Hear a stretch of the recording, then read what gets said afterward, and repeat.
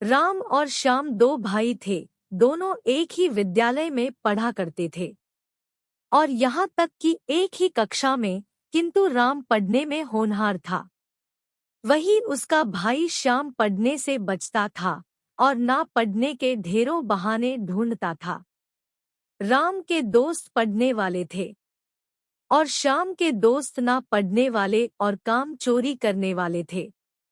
राम अपने भाई श्याम को उन दोस्तों से बचने के लिए कहा करता, मगर श्याम उसे डांट लगा देता और कहता, अपने काम से काम रखा करो।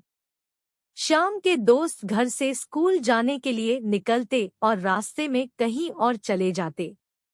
कभी पार्क में बैठते, कभी जाकर कहीं खाना पीना करते और कभी फिल्म देखा करते थे। श्याम भी उनकी संगति में आ गया और वह भी धीरे धीरे स्कूल जाने से बचता रहता। श्याम भी उन दोस्तों के साथ बाहर में खाना पीना और घूमना करता। राम उसके इस प्रकार की धोखाधड़ी से बहुत चिंतित था। श्याम से परीक्षा में फेल होने की बात भी कही, मगर श्याम ने नहीं माना। एक दिन की बात है, श्याम स्कूल जा रहा था।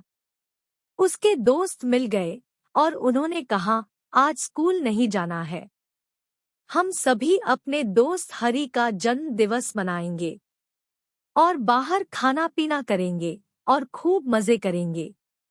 पहले तो श्याम ने मना किया, किंतु दोस्तों के बार बार बोलने पर वह उनके साथ चला गया।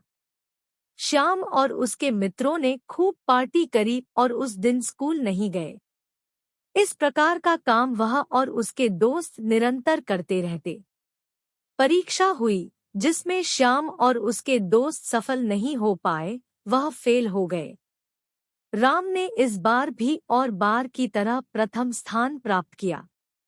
श्याम अपने घर मार्कशीट लेकर गया, जिस पर उसके माता पिता ने देखा और बहुत उदास हुए। उन्हें उदासी हुई कि एक मेरा बेटा इतना अच्छा पढ़ने में है और दूसरा इतना नालायक। श्याम किसी भी विषय में पास नहीं हो पाया। श्याम के माता पिता को बहुत दुखी हुई। उन्होंने किसी से कुछ नहीं कहा, मगर अंदर ही अंदर वह बहुत दुखी होते रहे।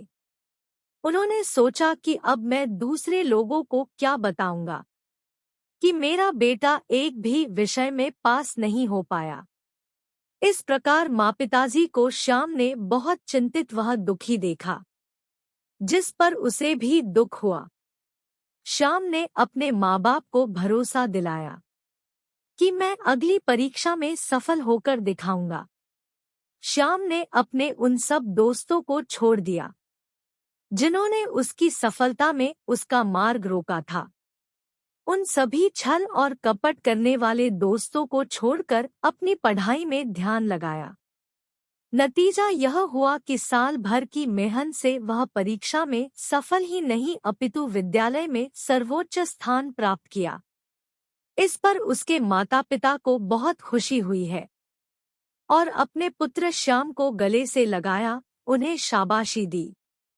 श्याम को पता चल गया था कि जैसी संगति मिलेगी वैसा ही परिणाम मिलेगा।